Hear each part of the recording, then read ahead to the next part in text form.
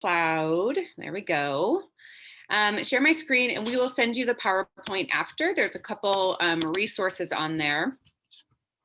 And let me start the slideshow. All right, can everybody see that? Okay, awesome. So today we're really going to talk about diversifying revenue. And the agenda is we're going to go over diversifying funding streams and sources. We're going to shift from a program funding mindset to a whole organization mindset. It's huge. It's what we all want. We all talk about it, but it is a little bit onus on our part to be strategic in how we make that mindset happen and how we sell that argument to our funders who only want to fund programs. I want to talk about corporate versus foundation versus government funding. And I want to give you some really important statistics that may open your eyes to actually who gives and how much. And then we're going to talk about individual donors and really engagement strategies around that. We're going to talk about developing products and fee-for-service structures. And I love so much of our innovation in this space because I think that's a big moneymaker. And we're going to talk about online campaigns and fundraising. And then we're going to talk about the big fundraising events that you may hold annually, et cetera. So we're going to launch right in. When it comes to diversifying revenue streams and sources, how I tend to think about this is this is really a sustainability question, right? Sustainability only happens with diversity. And we know that is diversity of thought, diversity of people, diversity of perspectives. But at the same time, we also have diversity of resources. And for us humans doing human work in the real world, that does come down to money. And so how many of you have ever faced this question before? How is your organization sustainable beyond the scope of this grant? Yeah, it literally seems to be the last question on many, many, many, many, many different grants. As a grant writer who basically lived off of grants for her nonprofit and has taught grant writing, and I've gone into organizations and been their grant writer as an external grant writer, which is very different. This question is the one that everybody hates because they don't know how to answer it. Everybody wants to answer, I will keep applying for grants. I will cross my fingers, right? What they're really asking is they want to know how are you really bringing together all of your funding streams in order to create a solid foundation for your work. That's really what they want to know. Because at the end of the day, they want to be part of a team. Grant funders want to be part of a team. And I would say that all funders really want to be part of a team. So they want to know who's on the team. If I invest in you, what party am I going to go attend, right? If I'm the city of Sacramento, I want to know who else are you getting money from? And it's not that they're looking at it and saying, do I want to, be with those people? They're saying like, I want to know who and how you're approaching bringing people into your organization. And we're going to talk a little bit about how that's the family of the organization. So there's two types of funding. Yep, I'm going to have you talk. There's contributed and earned. And go ahead, Estella. Yeah. I was just going to say that I came in exactly opposite from you. I didn't know anything about grant writing. I came in as a high school teacher, trying to find programs for young people. And the idea of grant writing just seems so wild and scary. And so we were really looking at what do we have in place? What are our resources in the community? What are our resources in our group? And how can we make money in different ways? So I think from the beginning, we were looking at diversifying our funds. And then years later, grant writing came in. So it's interesting to hear, those different, that you came in already ready to grant write. I didn't even know that was a thing starting off. But I think it put us in the mindset of realizing that grants were great, but if we figured out how to make money on our own, we could always at least have our base overhead intact, and we would know how to continue to move forward, whether grant funding was coming in or not. So I just wanted to share that. I think that's awesome.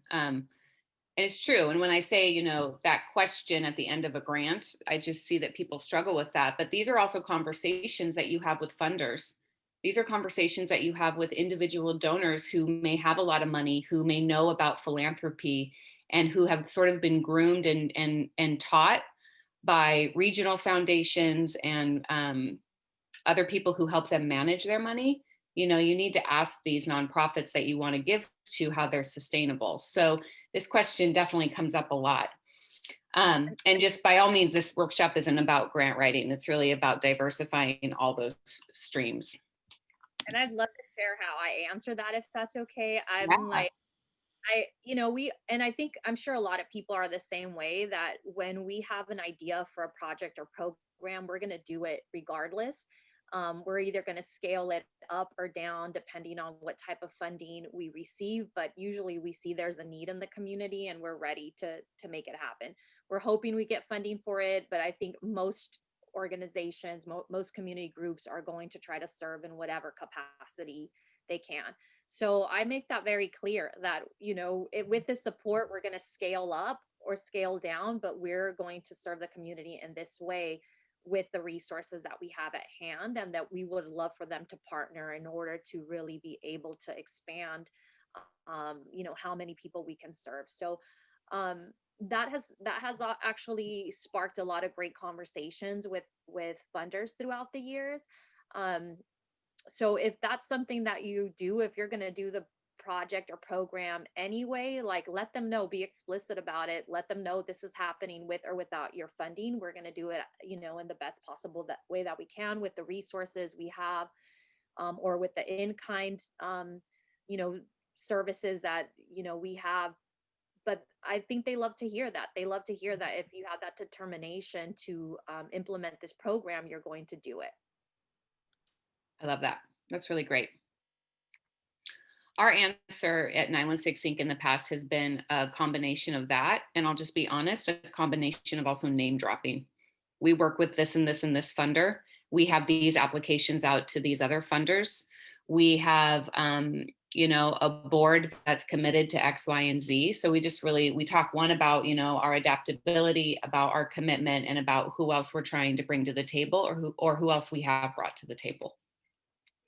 That's wonderful. Yeah, I think in the early years we didn't have anyone to name drop, but now we definitely have really great dedicated partners, and so I definitely make sure that we include those, and that other funders know that we have these dedicated funders on board.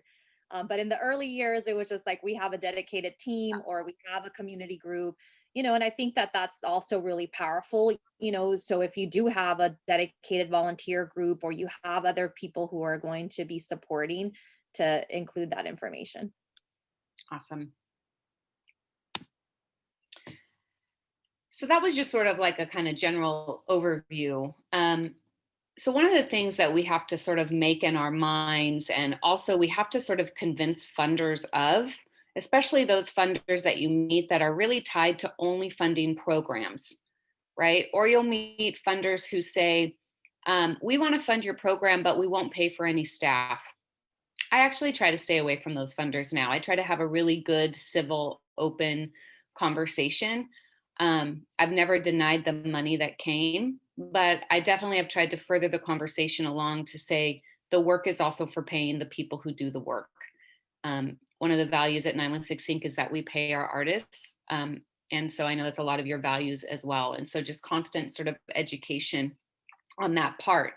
But when it comes down to sort of the brass tacks in your organization, there are different ways that we can also shift our mindset to get to whole organization funding, not just the little pot of money that we have for this one program or this one staff person running half time at this program, and not funding, our overhead and our executive director and all the little things that we need to do to keep our business open.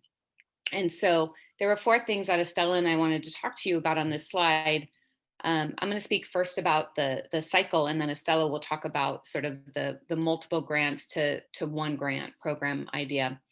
So the cycle is something that I'm going to share forward, and there's a link to it at the end. And it really comes out of the Kennedy and DeVos Arts Management School. And it's just sort of a theory about how arts organizations can plan for cycles, plan for great art programs, and how they build their programs with a sustainable mindset for the funding that will come. And how does that feed and move year by year by year?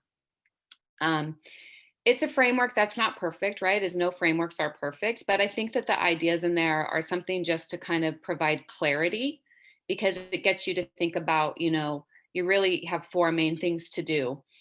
One is that you want to make great art. You want to have a great program, right? So they're saying spend a lot of time designing that, and then think about how you aggressively are going to market it to your family.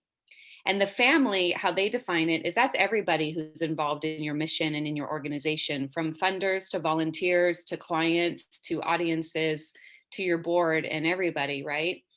And so if you can get the family to buy in, along with this sort of aggressive marketing to widen your audience, and then they say the revenue will come. And so they sort of take it and bucket it down to these four different ideas.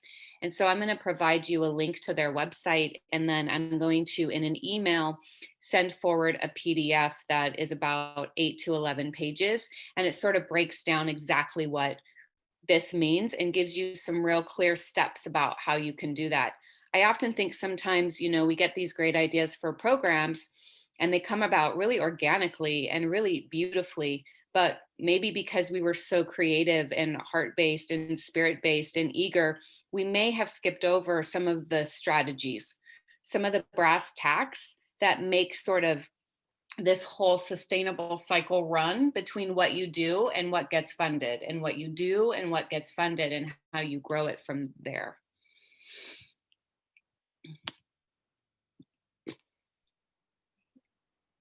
So one of the things that I've seen throughout the years, and that I've done throughout the years, is for a program, there'll be a grant that say is $10,000, a $10,000 grant. I'll apply for it.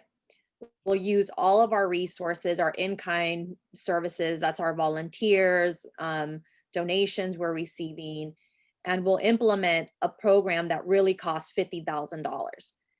And we'll apply for other grants, but that'll help fund another project, maybe at 10% or 25% or 30%. And what often happens is that all of our programs, we're getting underfunded, and we would continue to try to find funding for new programs.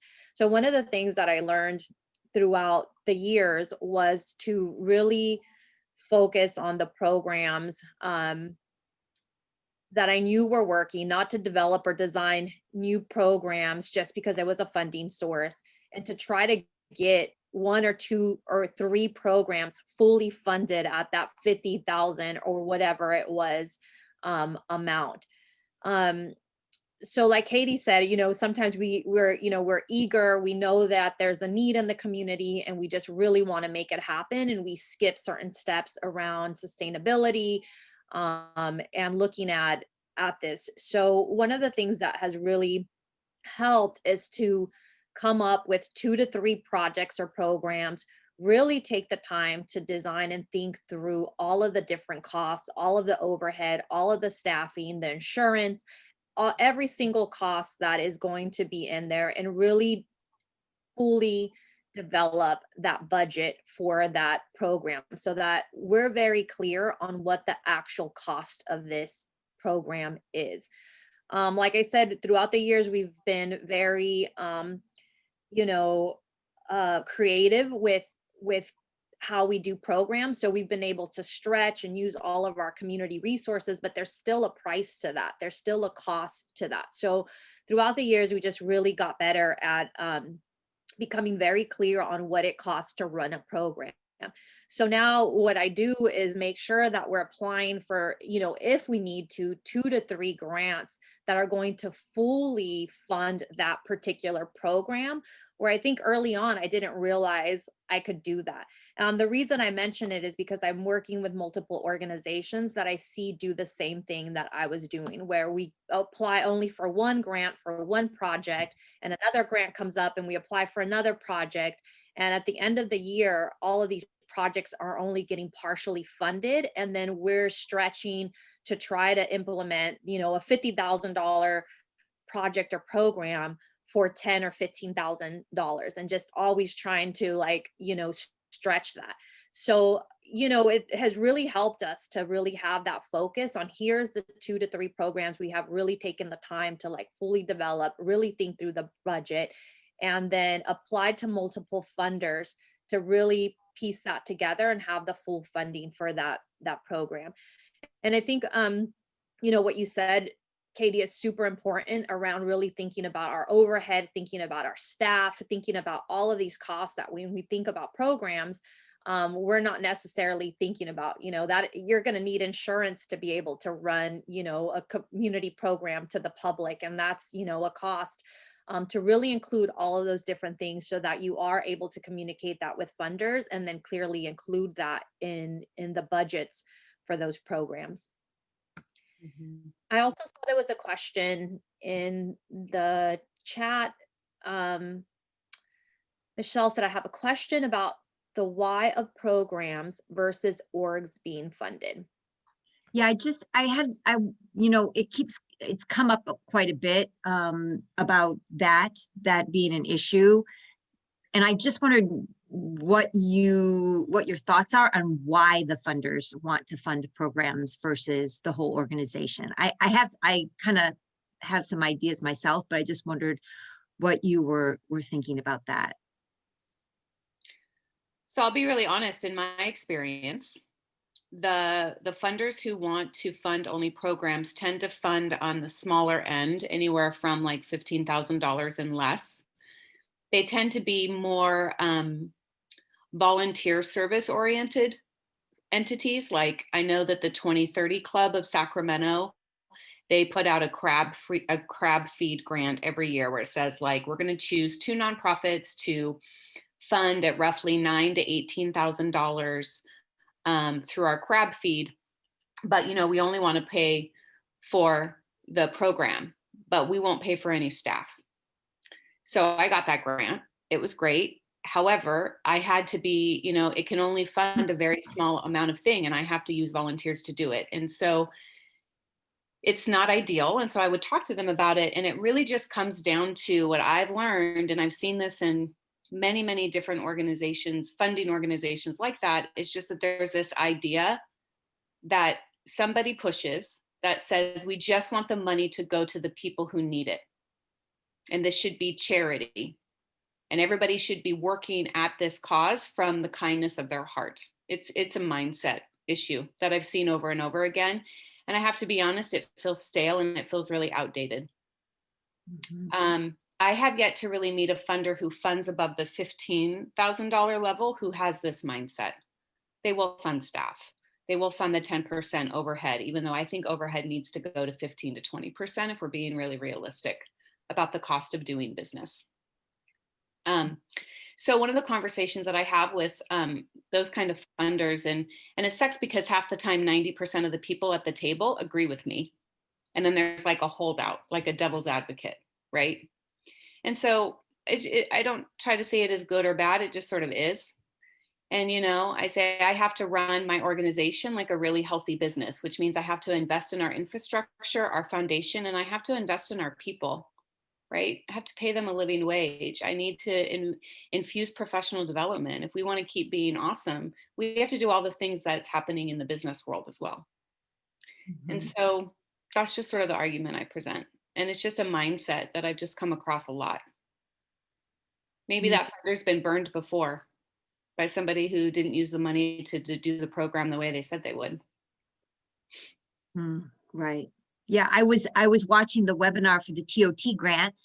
That's open for everybody that's on the call for the county. And I was thinking that it must be easier for them to go by programs versus the whole organization, because at the end of the day, you're sitting in judgment. They're kind of like adjudicating, and they'd probably rather adjudicate programs than actual organizations. And also, the only positive to the program grant is that they're really interested in, it seemed like when I thought about it, as far as equity, well-developed programs, and not so much the reputation of so like new organizations can apply. So, you know, I see both sides of it. But definitely, yeah, like, you know, I see the need for overhead costs, or wrong, indirect costs, sorry, not overhead, indirect costs to be a part of the grant for sure. But yeah, it was just something I was thinking about when I was watching that webinar. Thank you for that. I would agree about the measurement part of it, right? It's easier to judge and measure something that, you know, you directly hope that money benefits the population that that nonprofit's serving. But I think it does come down to part trust and then accountability, right? So we have to be good stewards of that. When I go in and coach nonprofits, I see exactly what Estella sees, right? And I used to do it too. I was like, oh, look at that grant. We could design a program from that. And somebody had to say, Katie, stop designing programs. If you really think about it, we do one thing and we do it really well. And we do a variation upon the one thing. And so at 916 Inc., we do one thing, which is we publish, we teach creative writing classes with the literacy lens, and we publish kids and make them authors. We do that all day long, and we do it across industry in different areas, in different neighborhoods, with different time frames, with different things, but that is one thing we do. And we do it really well, and that's it. And so stop creating all these different programs that are fun and that are one-offs, but it's really distracting us from becoming the really strong organization that we can be. And that's really when I began to see a lot of funding take off for 916 Inc. when I leaned into the one thing we do really well and how to sell that. So the next part about, you know, leveraging unrestricted grants with program grants, and this sort of gets into the fear factor, is that when I say, well, why don't you apply for multiple grants, or why don't you try to, you know, fund your whole organization and figure out what the entire nut is for you to serve your population, there's this fear that comes around about, well, isn't that double dipping? It's not actually double dipping. So if you have, in order for you to do your work, and it's going to cost $150,000, and you've sort of figured out your budget in a way to, you know, set your overhead at that 10 to 15%, and you know what all of your insurance items are and all that kind of stuff, you know, you can go and say it really costs $150,000, $250,000, $300,000 for us to be able to serve 2,500 people a year, 2,500 kids a year, or us to be able to put on 6 performances or 2 exhibits, right? Whatever it is that you want to accomplish in 1 year, really figure out what your whole entire budget for that is and include all your costs. And then try to go out and leverage against those who just want to fund for a program and those who are more unrestricted and are interested in funding your general overhead. So for instance, I was able to figure out, okay, I think in this year we're going to serve 1,700 kids. If we can do all of our programs the way that we need to, we can serve 1,700 kids. And I know that I can go to about 10 to 15 different funders, and some of them have grants, some of them are direct asks, some of them want to do an event, right? Like funders work in all these different ways. How do I begin to piece that puzzle together and then begin to have conversations with them all about it? So it sort of goes back to that first slide where Estella said how she answers that question is, look, like we're going to do this and we'll scale up and we'll scale down and we're really committed to it. But when I go to funders and I talk to them, I'll go to like the California Endowment or Golden One Credit Union, or also Point West Rotary Foundation. They're like so great to work with, right? And it's like, well, Point West Rotary can bring over $5,000. California Endowment might bring $20,000 to $25,000. Golden One Credit Union only wants to serve the literacy programs, but man, if I can start to bring all these things together, how can I get to 300, right? And begin to talk. And I remember one time, you know, I thought, well, maybe I can only get so much from Golden One Credit Union. And it was really like, after looking at how I was leveraging all this money together, I was able to say, oh, I'm not writing a program for just a school or a neighborhood or for foster youth or for work here. I'm saying that in this year, we're going to serve 1,700 kids. And here's all the funding that's come in so far. And I'm short, and I think I was short like 56,000 or something. So I went to Golden One and was like, look, I'm going to write your grant. And I'm going to make this argument that if you can fund me at $50,000, you will be able to serve almost all 1,700 kids. And here's how. And say, your money is going towards this and this and this, and here's how all the other funders are coming in. I was able to basically move them up in their funding about what I thought I could get, which at the time I think was about 25, and it was like, oh, well, now I'm supporting 1,700 kids, and at $50,000, I think that came out to like maybe anywhere from $8 to $12 a kid. That was a good investment for them. So it's kind of about ways of looking at all the different funders and just really piecing together a puzzle that's different and talking to them about it. It's a little bit about like uh, organizing effort, like community organizing, right? If I go to one group and say, hey, I'm working on this, and they're like, yeah, we're in, but only to this degree, right? It's like, okay, now I can go and build, I'm trying to build this coalition, community organizing. How do I go to this other person and say, well, they have this piece of the pie. Can you provide this piece of the pie? And it becomes a lot behind the scenes work. And it sort of is in that area between aggressive marketing and the family dynamic, like we're all in it together. And when I made that mindset shift, it became so much more of a holistic funding effort rather than these piecemeal grants that were coming in, right? Where I'm managing like what seemed to be like managing basically a bunch of different projects for 1,700 kids really became about, oh, I'm managing 1,700 kids and I've got all these little pieces of funding that are trickling in from all these areas to create the whole. And so for me, that was a mindset shift on my part. Thank you. I wanted to just look at the chat. I saw there was some questions in there and some comments. Emily said, this mentality about philanthropy funding really drives me crazy. Yes. Sarah commented, with fundraising, people give money. They'd rather see their dollars go to all the fun things, more warm fuzzies, seeing kids create art versus providing funds for overhead. And then Delta shared, when your program is also bringing in earned income, do you need to consider that income as part of the funding ask? We do, Delta. We take the whole pie, right? So we have earned income, which we're going to talk about in a little bit. We provide professional development to teachers, and we earn a lot of money off of that. It goes right back into funding our organization, right? So I kind of bring the whole revenue diversity stream to those funders. And I say, look at all the different ways that we're bringing in money for our organization. And it's all contributing to one healthy, vibrant nonprofit. And there's always going to be those stringent holdouts. That's like, I want this bucket of this money to go to this bucket of kids, right? That's great. I can deliver on that if it's part of my whole pie. If things are kind of messy and all over the place and unorganized, then I'm going to fall into the fear of double dipping. But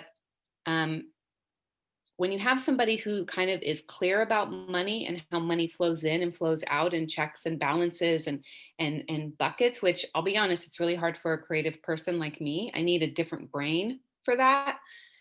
They help me see the picture better, which is why the work with Stacey Powell at Creating Answers was so invaluable. I hope that answers your question. All right, Estella, spending money to make money. Okay, I'm going to make a comment first on just on funders and foundations. So as a consultant, I tend to work with a lot of very progressive foundations and do work with them around, their programming and also around how they work with community organizations. So one of the things that I've been seeing over the last few years is with a lot of these more progressive or foundations that work at the intersection of social justice and equity, they're having a lot of really in-depth conversations around how this funding is happening. So they're really moving towards multi-year funding for overhead costs. And part of what they're realizing is that the way that funding has been happening is very patriarchal. It's part of an institution where they feel that they have to kind of babysit the organizations and just give them small chunks of money for these programs, and that it's not necessarily helpful for the organizations who are working in the community, and they know what the needs are in the community more than the foundation would.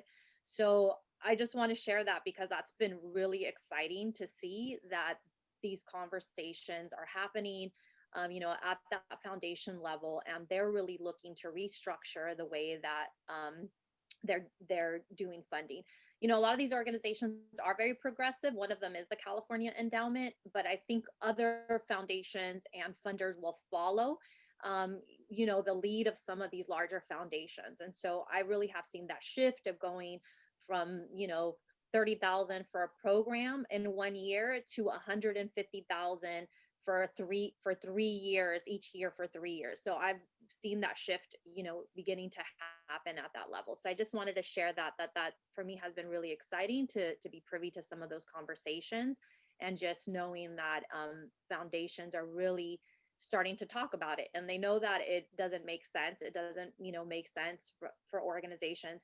And to just mention what Katie said in terms of, being able to go to a funder like Golden One, or for myself, being able to have built a relationship with the California Endowment and to build that trust and to be able to share some of these things is really great, because it is influencing the way that they interact and continue to fund with organizations moving forward. So it's great to get that feedback. Funders, need to know that some of these things don't make sense, and that sometimes they actually hinder us from doing the work that we're trying to do.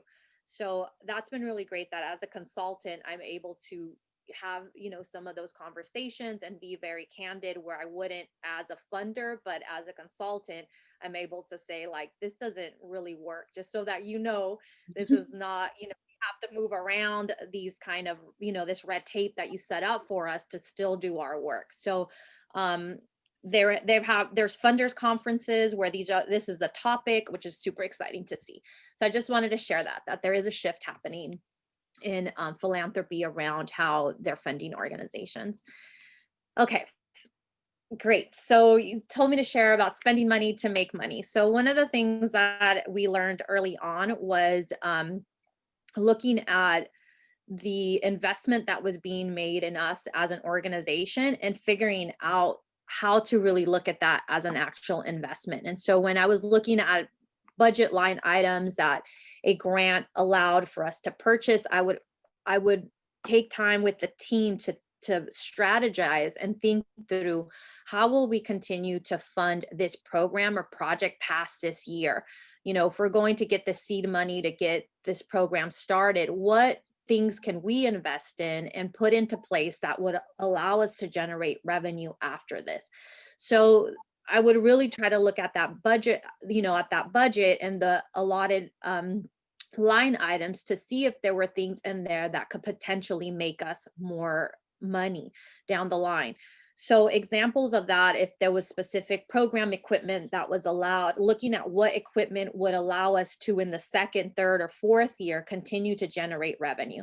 So at one point we had we got things like silk screening equipment for a youth program that would allow us to continue to make t-shirts and products and for ourselves and others, and we would be able to continue to generate revenue from that after that year funding was over for that program. At another point, we had funding for an event, so we had a line item for things like that. We needed things like tents and different things. We were using these year after year, and I kept thinking, we're literally throwing away thousands of dollars every year. Like, can we just purchase them? So an opportunity came with a project that we were able to purchase them now, and we pieced it together over years. So now that's an actual revenue source for us, where we can actually rent these commercial grade pop-up tents to other people. Or if we do another event or project or program, we don't have to spend that additional money. We've done that with staging, we've done that with lighting. And then before you knew it, we had a full-on production company. So we could offer that service to someone because we've learned how to do it. And we have, staging, lighting. So we do a lot of the back end stuff for events because we own all of that equipment. So we'd often look at what are the different ways that as we're spending this money, what can we actually invest in that will, generate money rather than just throwing it away on this one-time thing. So really thinking about the longevity of the items that we're purchasing and the things that we're spending money on. So that's something that early on was really helpful for us because we weren't experienced around grant writing. And so when we would get the opportunity to write a grant, we didn't know if there would be another one coming the following year. So we would really try to spend that money as wisely as possible to make sure that whatever we were getting was going to help us generate revenue. So for example, if there was opportunity to bring in a consultant or to bring in staff, I was always looking at what person or what consultant or what staff would help us make more money. So a grant writer or someone who had those skills was always on top of my list because that would be someone that over that year could help us write another grant or two and help us with that. Just recently, we were able, through another program, we were able to hire a community wellness director for the first time. And he was very expensive, and I had to look at just this as an investment. But having him on board has now opened us up to apply for a bunch of other grants because now we have someone who's a licensed marriage family therapist on our staff, and it has opened us up for a bunch of other grants. We haven't even had him on our staff for 2 months, and I've already gotten one grant for $300,000 because we have a staff member who can actually, is a therapist, can really help us design and implement these programs around community wellness. And I have someone, who has an incredible resume around doing this work. So I really have thought about that throughout the years, right? Starting from let's just get equipment, to now staff, but we've kept that mentality in terms of how to spend, when we spend that money, how is it going to help us make money as well. And just, I guess the mindset is really looking at it as an investment. All of the expenditures should be an investment as much as possible, that they should help feed your programs and sustain them. So I often see with a lot of the different folks that I've worked with throughout the years that they just feel they need to just spend that money out on whatever, are the needs, and don't necessarily think through that. So at least some of those funds, you should have that mentality of like, how is this going to help us generate revenue? Yeah, that's really awesome. I will say that when we built the 916 Sync Imaginarium through the Inspire Giving grant from the the Sacramento Chamber, that's a $10,000 award. So we saved the $10,000 to invest in the space, and they brought forth like $120,000 worth of in-kind support and stuff. And the Imaginarium now is this like creative palace that we're able to rent out for all kinds of things. And then in addition, like we look at the outside of the building and just the siding, just that cheap siding, right? It looks like book spines. So it's like, how can we go and paint that to be book spines and sell those as sponsorships? So just trying to maximize all the time, like what am I getting through in kind? What am I getting through grants? What am I getting through fundraisings that then I can leverage to be even made into more? And then I think really this is about the long game. This is about looking, and not just in 3 month, 6 month, 1 year chunks. It's like looking at it like 2 to 3 years, right? And so how does this one thing I'm going to do today feed that? That's going to feed that. That's going to feed that. So I call it like telescoping. It's like I got to telescope far out into the future and then bring it back to understand, and then telescope it out and bring it back to understand. And in my brain, that work gets really boggled. And then I get really overwhelmed, and then I want to give up and get frustrated, and then I'll leave it, and then I'll have hope and I'll come back to it. But I always need a partner, right, to help me untangle these things. Okay, that funder cares about that. They'll fund this. I need to fund this. Who do I bring in here? You know, someone to kind of keep track. It's a lot of generating ideas back and forth and then deciding on what to do. So Caitlin had a question, which is, how do you know what to put in budgets for different grants if the grants come up at different times per year? So yeah, you're right. Grants come all the time. They run on their own cycles, right? And grant writing season for me is typically September, October, early November, and then it picks up again mid-January through the end of March. That's what I've learned. Those two major grant cycles are. And again, it's about playing the long game, right? It's about matching up calendars and funding cycles, right, to what you're trying to accomplish in 1, 2, 3 years. So a simple way, right, is that when I said, okay, 916 Inc. is going to serve 1,700 kids this year, in year 2, I hope to be serving 2,300 kids. In year 3, I hope to be serving this many kids. And I also know inflation's going to go up. So it's really about finding a percentage that you're comfortable with to forecast out how much you need to ask for in multi-year grants, in multi-year asks. I keep using the word grant. Really, I'm talking about funding asks, because I have gotten a lot of funding by just going out with people and asking them for money. So, you know, and they'll put together kind of a scope of work, and that feels like a grant, but it wasn't necessarily a formal grant process. So let's talk a little bit about corporate, foundation, and individual giving. So this is from the 2019 Giving USA report. And this always kind of surprises people. So in 2019, corporations gave to nonprofits $21 billion. Bequests, that's, you know, after someone has passed, was at $43 billion.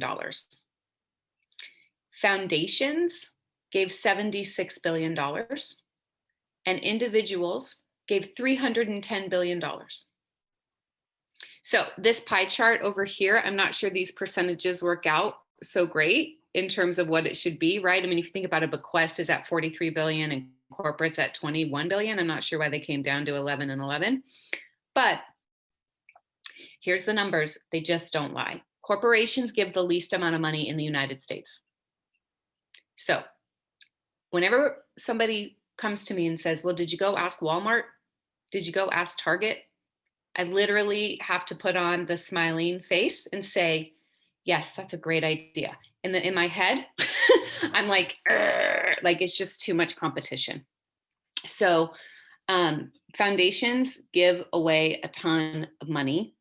It really does behoove you to get to know foundations, to identify a couple core foundations that support and believe in your cause, that are funding like-minded organizations. Get to know them, read their end of year reports, see if they're presenting at conferences, get in front of them. And then let's talk about individuals. Individuals give the most amount of money of anyone. So we really do need to have an individual giving strategy. And how do we engage individuals into our cause? And bequests, right? Those come from individuals. So if we added that, that's $353 billion is given by people, to people. So I remember once, you know, I feel really comfortable in the grant writing sphere. So I was like, okay, I'm just going to write grants all day long because I'm really cozy in my little nook writing. I don't really have to interact. I don't have to ask. I can ask on paper and be judged, and it feels way less critical. A woman who was mentoring me said, you're really missing out by not really going after individuals and asking.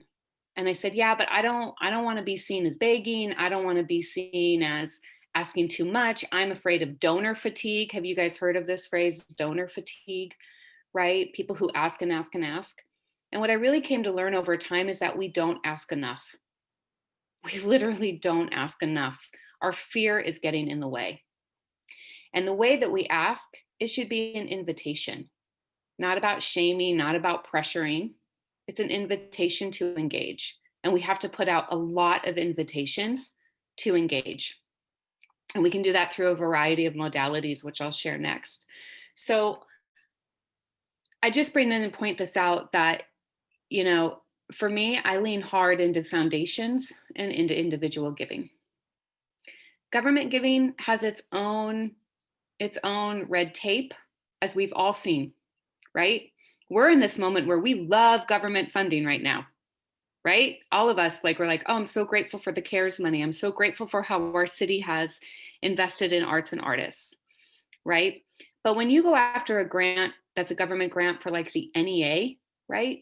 NEA grants are incredibly difficult to get.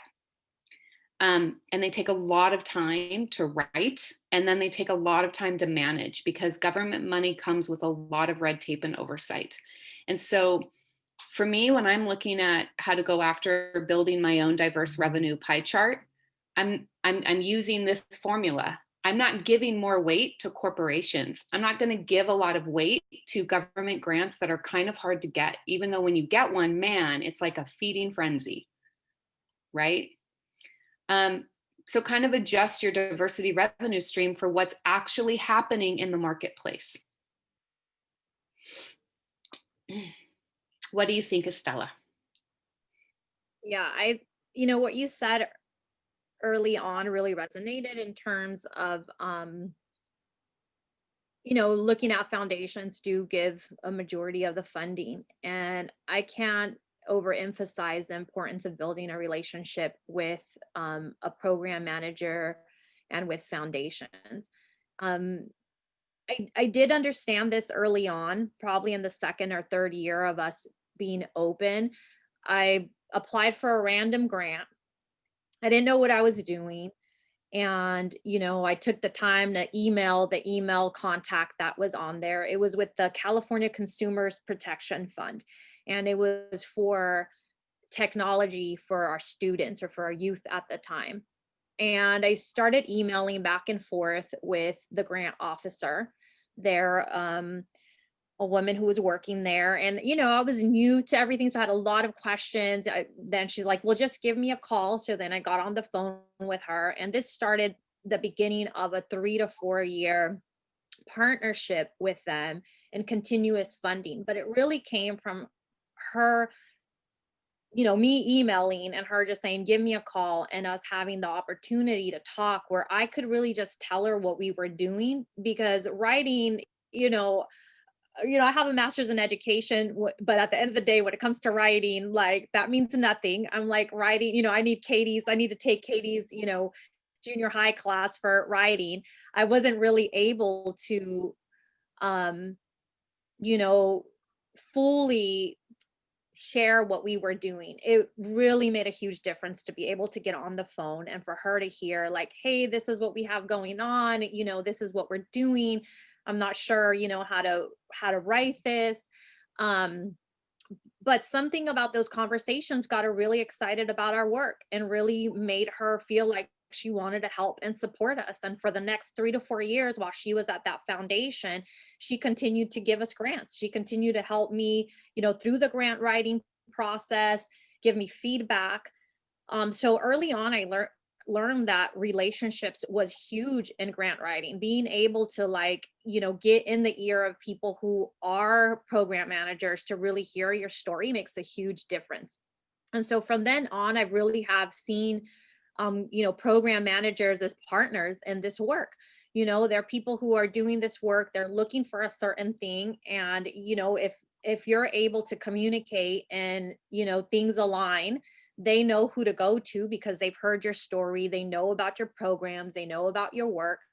And so until this day, I still have, program managers, people at foundations that I consider, not just partners, in the work, but friends. They're people who we often will call each other as thought partners. They'll call me when they're working on something and say, what do you think? Or we're looking for this, or, so I just think those relationships are like, I don't know, I've said this to Andrew, who's been our grant writer throughout the years. I would always say, like, those relationships are 80%.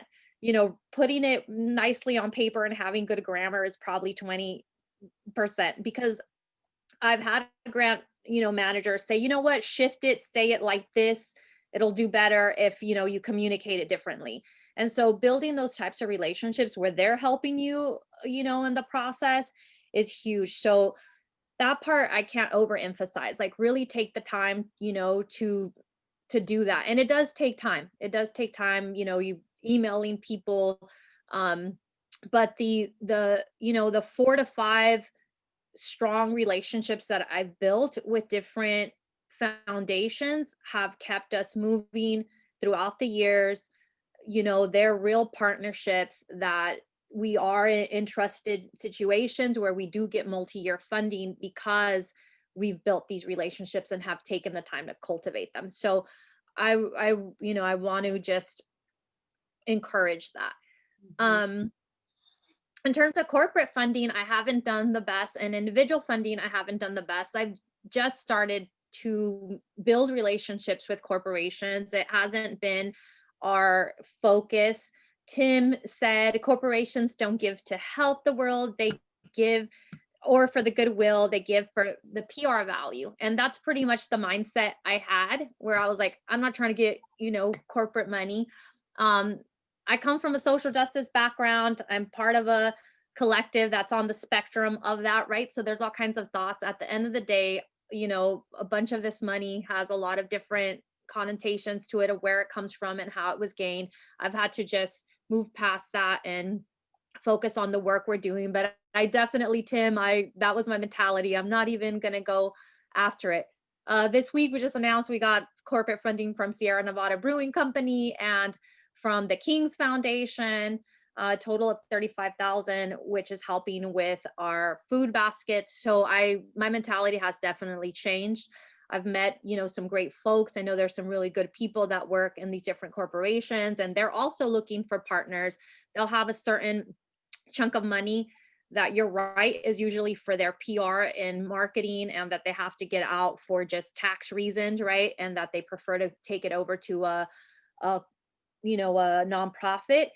And at the end of the day, usually is for PR. But if you can find folks that align with what you're trying to do, it's really great. And there's some wonderful opportunities there. I'm getting more and more excited about, finding other groups that we might not align all the way in our thoughts or beliefs, but if we can find one thing to focus on that we do align with, then I'm looking for those things. So we did just get some corporate funding this week.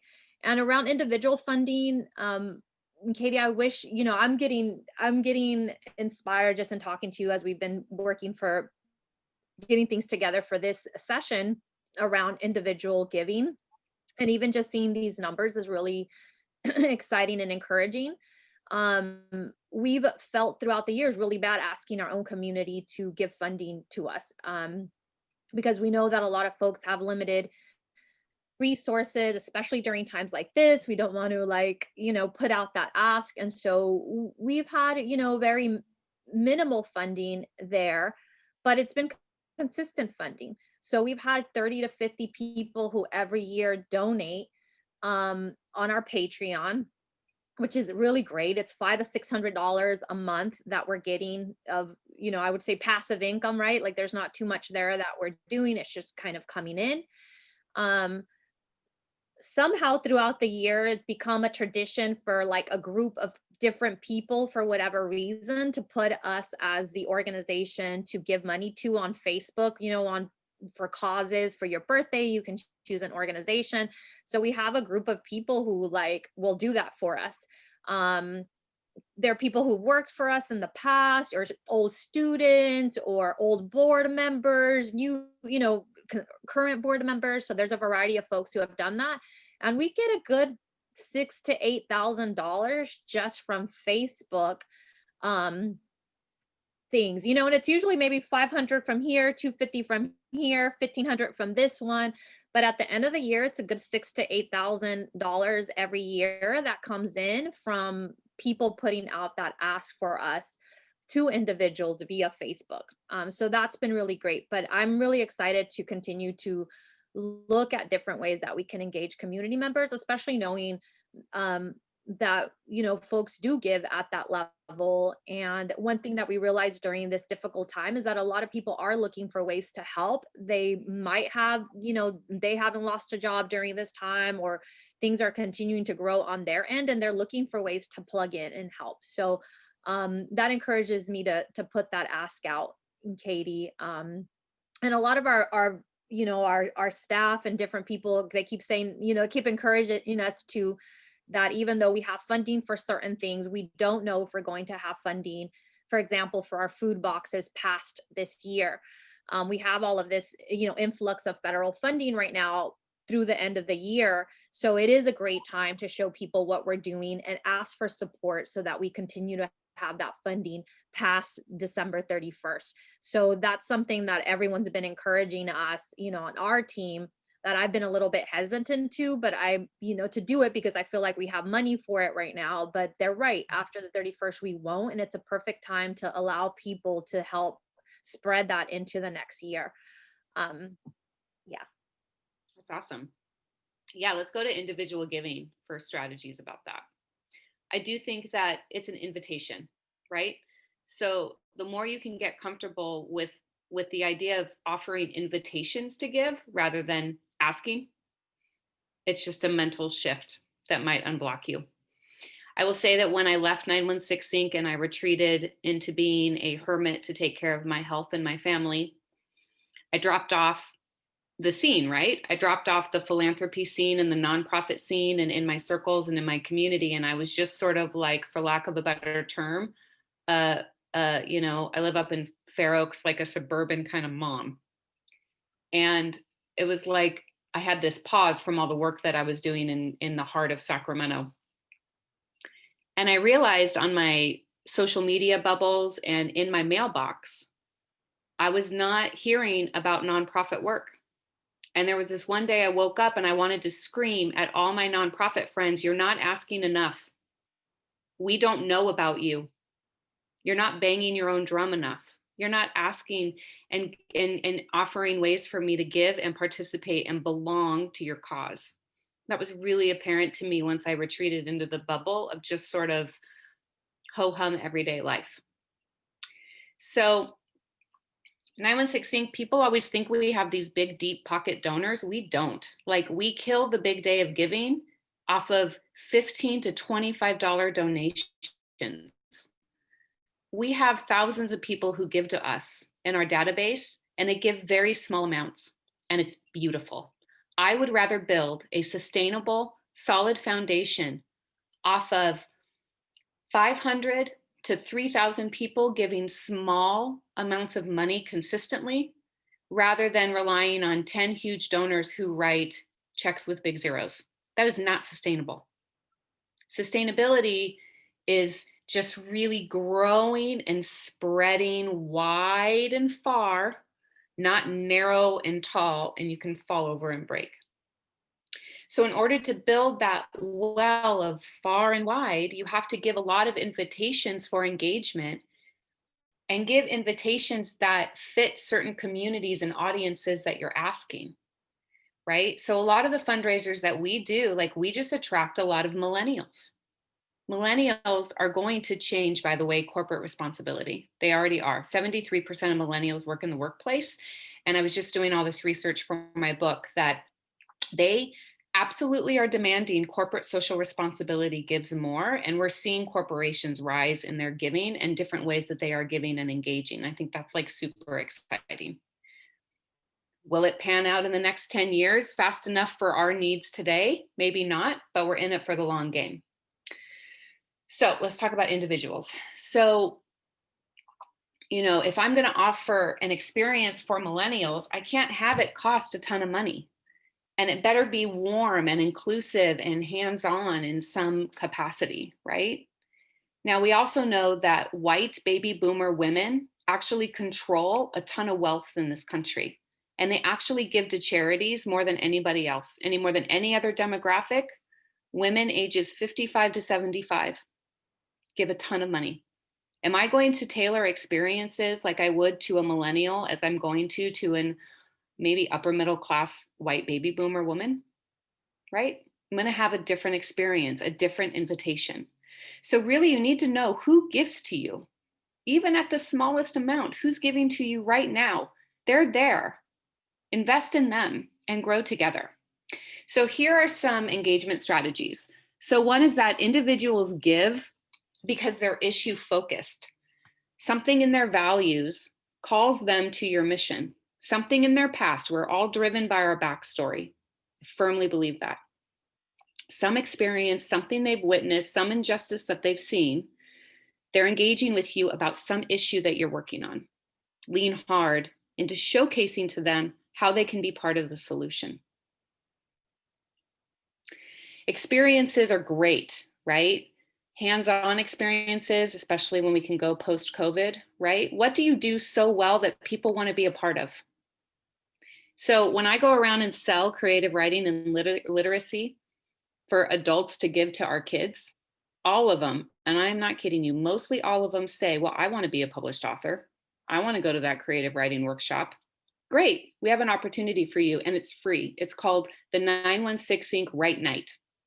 All the adults get to come and they write in the same method that the kids do.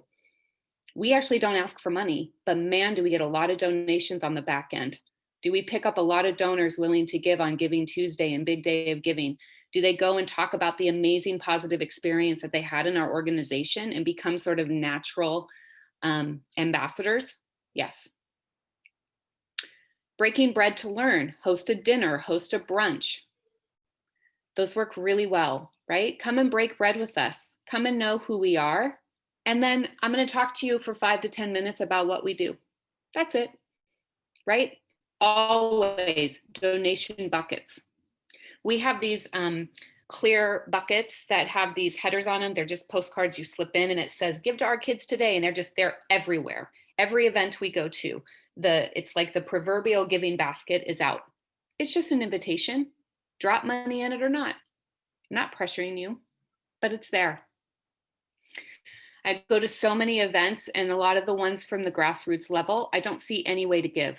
There's no clear way for me to give. I'll go to their lunch, I'll go to their event, I'll go to their party, and I don't know how to give because nobody told me where to go or there's no sign.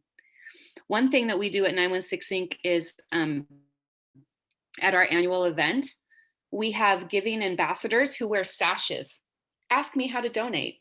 The fearless people wear those, right? The sash, ask me how to donate. Oh, the donation station's over there. They're not walking around pressuring everybody, but they're the person that clearly has the light bulbs. You want to give over here. Behind the scenes tours are so great. They cost you nothing. Show them your secret sauce. VIP packages and swag and ambassadors. So Estella, can you talk about like the VIP packages or stuff that you guys have put together to earn some individual money or money Yes. for the organization? Before that, I just want to say that like I've always looked at Katie as a rock star for this. I don't know if you remember, Katie, but I think we met at a city council meeting. You were sitting behind me and you tapped me on the shoulder and you introduced yourself. And I think you guys were fairly new there and you were like, I love what Soul Collective does. Like my next year, I'm trying to do what you all are doing. We just started this thing, so it was fairly new. And the next year, like I just saw your name everywhere. I saw what you guys were doing around fundraising. Like I was hearing like where your guys' annual, like your organizational budget was. And I'm like, oh my God, like this woman is wild. Like what, how does she do that? That's so incredible. So I always looked at you as a rock star for just figuring out how to get this vision funded. And I just remember thinking like, I'm trying to do what you're doing. What is she talking about? Like, I'm trying to do what you're doing. Like, how did you do it? So I just want to share that I've always like really admired your ability to go out there and let people know about what you're doing. Cause I think it was really core to your funding. Like everyone, I had never heard of you until you tapped me on the shoulder. And then that next year and for the years after that, I would hear your name and I would hear what 916 was doing everywhere. Like everybody knew what you were doing. And that really takes somebody really sharing that, so that people felt like they could tell you about it, so I think you did an incredible job, with that. And I think that's so central to that funding portion, that once people feel that they know the mission, they can support in it, if they can even talk about it to other people, people feel like they want to make that $25 donation, or they want to go, buy that fundraiser ticket because they feel they're part of that work. And so being able to share your story and the vision, of the organization and the impact that the work was making, I think was really, really powerful. And I got to see that explosion of 916 Inc. on our scene, live, which was really incredible. So, um, in terms of like packages and, things that we've done, we had a series called Global Local that was bringing global world music, trying to Sacramento and trying to build an audience for that type of music here. And so throughout the years, we brought a lot of different artists that on the like Latin music scene were huge. They were, Grammy nominated folks like Bomba Estéreo, Chicano Batman, that was on, on tour with Alabama Shake. So all these really, coming folks that were coming off of different huge tours or huge festivals, and we were able to route them to Sacramento, to our small little space, to do an intimate set. And we're able to sell tickets sliding scale from $15 to $100, with at the higher level people were able to come in and have some hors d'oeuvres, some wine, maybe a t-shirt or a poster, and do a Q&A with that artist. Usually we would get those artists before, they blew up or got more popular. So we were kind of able to get them, while we knew they were heading in that direction, but they were still small enough to be down to come to our space. And so we really built this whole experience around that, where now people still talk about it. They're like, oh my God, I remember I met, Ana Tijoux from Chile, like this rapper from Chile, like, at your guys' space. Like, she's incredible. I just saw her on this, video, or I saw her, in this magazine. And people still think back about this incredible experience that they had, where they got to talk to them or take a photo. So those were really popular. And it made me realize, how people were willing to pay for those different experiences, and that we could put them in in this sliding scale way to help us offset different costs and to help us fundraise. So there was even, you could get a higher end ticket, but maybe you helped and come in and help set up prior. And so we had all these different levels of being able to participate, pay, and engage. So that was one of the things that we've done. And then with art shows, similar things where, participants could come in and get a poster signed by the artist, and be part of a event pre-show or post-show, where you could come and pay for this experience as well. So we have really we saw it work once, and then throughout the time we would always think about, like, is there a way that we can create something extra in here? What can we do? So I think those experiences have been really great. We tend to do a lot of things sliding scale because we don't want to make it so that it's not accessible to folks. So that does get tricky for us, that we have to try to figure out that if someone doesn't have the $100, but they really are a huge fan of this person and they want to come in, is there still a way to make this accessible? And it supports the overall event and the organization. So we get really creative sometimes with these packages to just try to keep that accessibility there, just because that's something that's really core to the work we've been doing over the past 15 years. And we don't want to stray, too far away from, but we've been able to do it. We've been able to get really creative and figure out ways, to continue to do that. The other thing I would say is just, overall packages. Like on Patreon, we do have different levels that you can support with, and different packages that you can get that include stickers or artwork, from artists and different things. So you can get these kind of packages sent to you, if you're a donor, at different levels. as well as access to our space in different ways. So folks who are, funding at a certain, at a certain amount, we can help them with their podcasting and doing, the editing and doing the behind the scenes for that. So yeah, we have a couple of different things that we worked out throughout the year. Swag is huge. At one point, we just opened up a gift shop where we were selling our own products, and there, as well as having products from local artists that were coming in, and some of our global projects. So we have a sister collective in Oaxaca, and we had an initial partnership with another arts collective in India. And so we were able to purchase a lot of those products and had them in our gift shop. And that was another way that helped generate revenue for our programs, was just, having something for people to purchase when they'd come in or come to an event. Awesome. Yeah. Yeah, we have swag too. We sell books, we sell t-shirts, we sell handbags. In terms of our packages, we have something called the Publishers Club, where if you give an Evergreen donation monthly, I think they start anywhere from $25 to $50 a month. It's a little on the higher end, but you get a welcome box in the mail, which is really whimsical and beautiful and amazing. And then once or twice a year, you get a book in the mail with a special surprise note from like a kid or from a volunteer, and it's always really special. Ambassadors, I cannot stress to you enough that people who love your organization, that are constantly coming in and hanging around and volunteering, they're your best ambassadors. Train them to be fundraisers. Train them to offer invitations, and then equip them with what they need to provide their mission to others. So a couple different ways we do that at 916 Inc. Every single board member or ambassador gets a bag of books and a bag of brochures and information to keep in the trunk of their car. In addition, they get a laminated small card that goes in their wallet, and it has tiny print. And on the front side of the card, it has mission, how many kids we serve, our address, primary telephone. On the back, it goes vertical, and it has 10 talking points to talk to donors about in tiny print. It's always in their wallet. They can pull it out at any time. And we do say, when you go into a networking thing, when you go into a party, when you go into a place with people who may have influence or can just be part of our family and interested, it's like top of mind. And for introverts, it gives them something to talk about.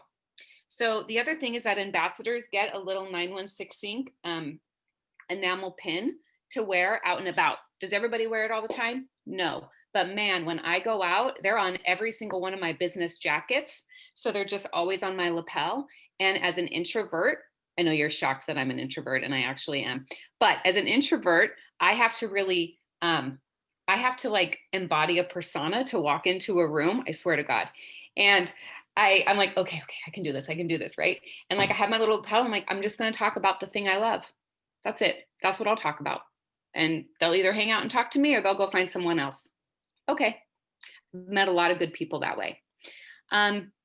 So again, all the different ways to just stay front of mind. We also have paper tickets called a golden ticket. They look like a Willy Wonka golden ticket, and it's an invitation to come to one of our book release parties. So we give that to all of our ambassadors too. Hey, come and check us out. Here's a free pass. Here's a thing to a party. Oh my God, I'm giving you a golden ticket. You're part of this cool thing that I'm a part of now, right? So it's really about the invitation. End of year appeal. The majority of money is given at the end of the year. Yeah. Can I just the idea of ambassadors, like that's such a gem, because I feel like I ran into multiple ambassadors. I didn't see the pin, but like I said, I would have people talk to me about 916 Inc. At all of these events that I would go to, and I'd be like, damn, like, whoa, like everybody knows about, this organization, like, and what they're doing. And I would hear about everything that you all were doing all of the time, like for years after I remember meeting you, I would hear that. So I think that's like genius. I think that's such a gem. I don't think as community organizations we do that enough, that we really equip or give people the information they need to really have the talking points and speak well about the work we're doing. Like, I know I definitely don't have that with our board of directors or our volunteers or even our staff, right? That everyone has very consistent language and talking points about our organization. So I think that's like an incredible gem. Sacramento is really small. Like at these meetings and at these things, it's a, it's a pretty small group of people who are there. So the fact that everyone was hearing about 916 Inc. during that time, I think for sponsors and funders, it really made you feel like you want to be part of this. Like you want to, you want to get in on this. Like everyone's talking about, this organization and the impact that they're having and the cool programs that they're doing. And so I think that's like just gold in itself. So I just want to stop and just, make sure I took notes. I'm just like, man, I need a card for like our staff. Like we don't have, I don't know what we're saying. We're all like, coming off the top every time around what we're doing. So I think it would be really great to just, have that consistent information about what we're trying to emphasize about our vision or our programs or our goals that year, so that people are hearing it consistently from multiple people around. Multiple people. I think that's Yeah. awesome. Sorry, That's another thing about just diversifying your revenue stream. Diversify the people who are talking about your organization. And I just can't stress the importance of relationship building and over communication. And that you just have to be bold to go out and self-advocate. And it's super hard. So whenever you need a rah-rah conversation, like call me and I'll go tell you to go and do it. And, lots of breathing.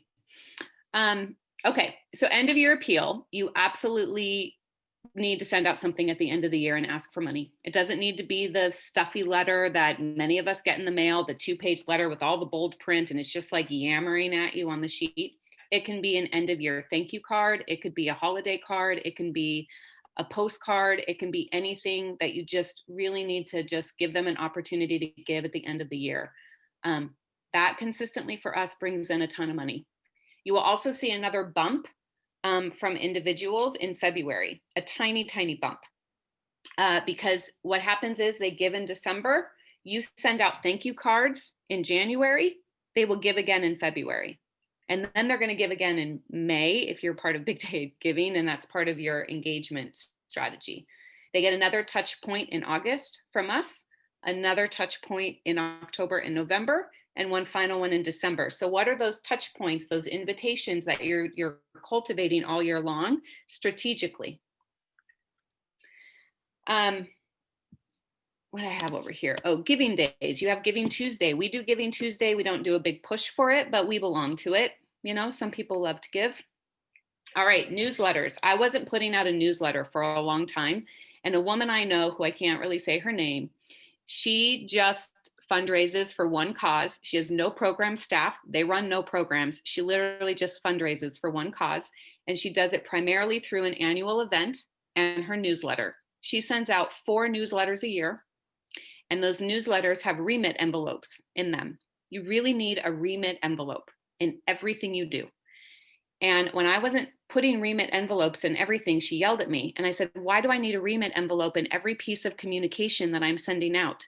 And she goes, because you're missing the opportunity for people to give. I said, okay, well, tell me, how much does your newsletter really generate each year? Because I knew her numbers from what she was getting from taking calls with people, meeting people for lunch. She basically has breakfast, lunch, and dinner with donors all day long. That's all she does. And her newsletter.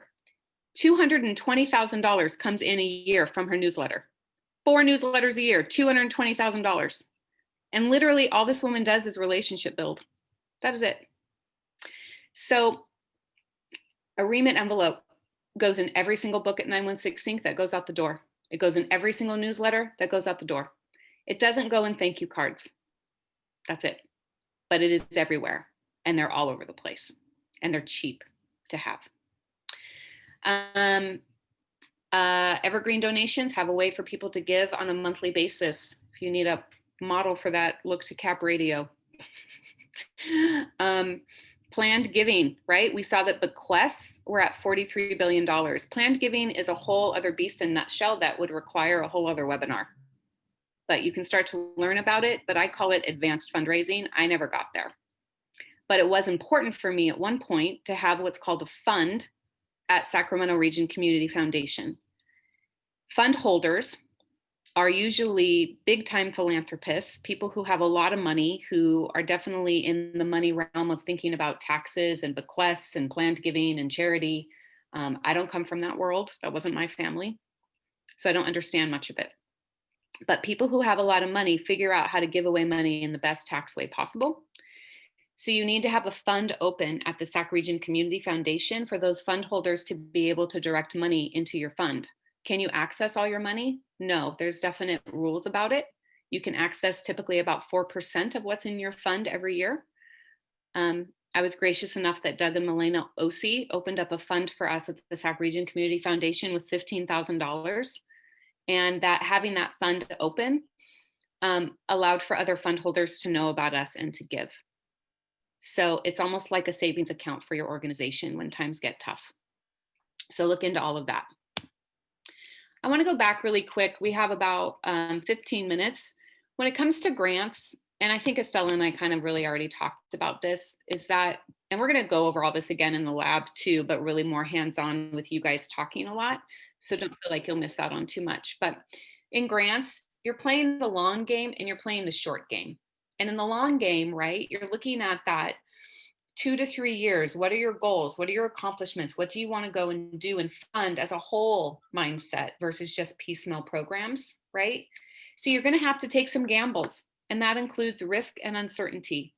And I'm telling you, if you work in this industry, you are in the work of uncertainty, and you have to somewhat find peace and comfort in that, right? And you have to learn how to gamble, and gamble on yourself, gamble on your mission in a smart way.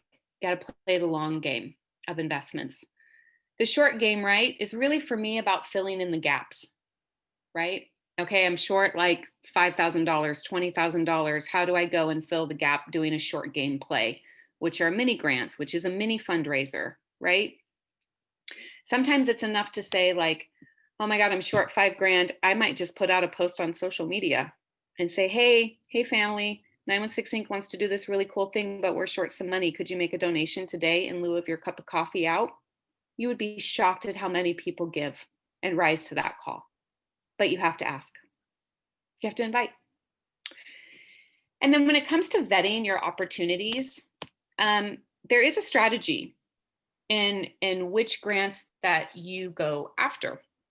And so I'm going to stop sharing my screen, and I just want to show something for you that I've done in the past for different nonprofits about grants in particular.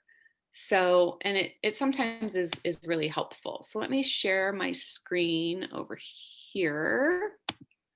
Let's see. So I hope it follows. Let's see. Here we go. Can you guys see this? It says grant, corporate, foundation. Okay, awesome. So when it comes down to looking at grant opportunities, you can fall down the rabbit hole of Google all day long. I do suggest having some sort of grants management application system. I really like Instrumental. It's $49 a month, but it really filters down opportunities, and you could only pay for it 1 month and then shut it down. You don't have to pay every single month. So I'll go in and do a bunch of research about what grants could I apply for based off of me putting in keywords and trying to focus what I want to get funded, whether that's program, org, capacity building, et cetera. So this was a thing I put together for Sacramento Splash. And I said, basically, here's a bunch of grants that you guys should consider applying to in this particular year. So here's a whole year of grants that you could apply for that are good fits for your organization. So I vetted about 280 opportunities for them, and I got it down to a mix of about 50 opportunities. So I said, you have some big ones up here that you can apply for in terms of federal grants, corporate grants, foundation grants, local grants. That's the 4 buckets I put in. Here's how much you should apply for, and here's your percentage chance of getting that grant, and here's what that total is. So if you go down to the bottom here, you have $944,000 of opportunity to apply for. If you hit your numbers, you're going to land at around 216.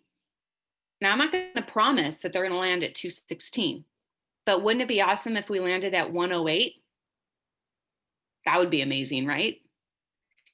So some of this is such a numbers game.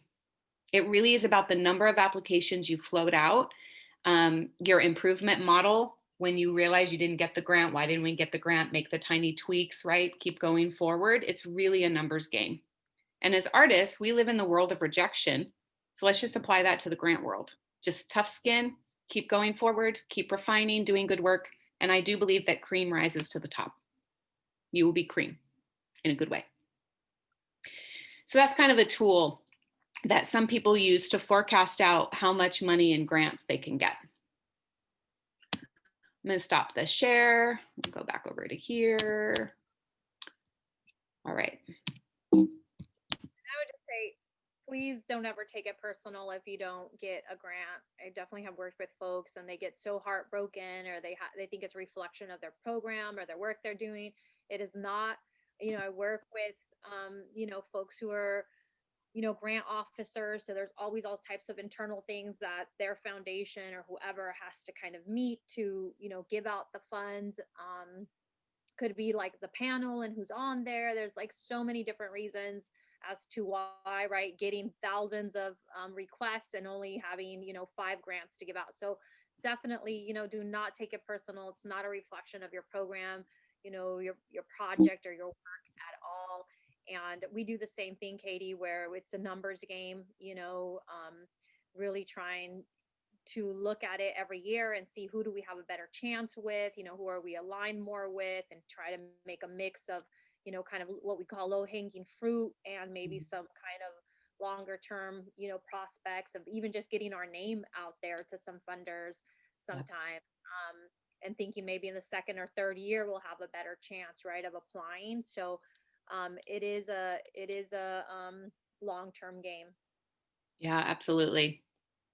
So we'll be cognizant of time. We have about 7 minutes left. And again, this will leak over into the lab, and I'll record the lab for those of you that can't attend. So this sort of ties back to when Estella and I did this session on how to leverage the various capital that you have, about how to really make money out of nothing. It's never nothing. You always have something. And so really think about, what are you already doing? How can you leverage that to create services and products for earned income? So we've spent a lot about contributed revenue, contributed income. This is earned income. This is stuff that you do to get paid into your organization, and that's technically unrestricted funds, right? You complete your scope of work, you charge a certain amount for it. It costs you XYZ to do it. And then there's money that you earn as profit, and that becomes a part of your overhead, your reserves, however you use that money to support your programs, to support whatever gaps you have. More and more and more nonprofits are being asked to do this. It's expected. It's part of your diverse revenue stream. What's your fee for service structure, right? We're already operating like businesses. Let's just keep going and earning more money like a business, right? So, nonprofit status, it's just that. It's a tax status. So be kind of entrepreneurial, which I know we all are as creatives. So what professional development can you offer? What professional services can you offer? What products can you offer? And then aggressively market. Share what you're doing and that you're for hire. You're for hire to do that. Professional development is a good cash cow. Just going to say that, right? We can train people in our secret sauce how to be with vulnerable young people.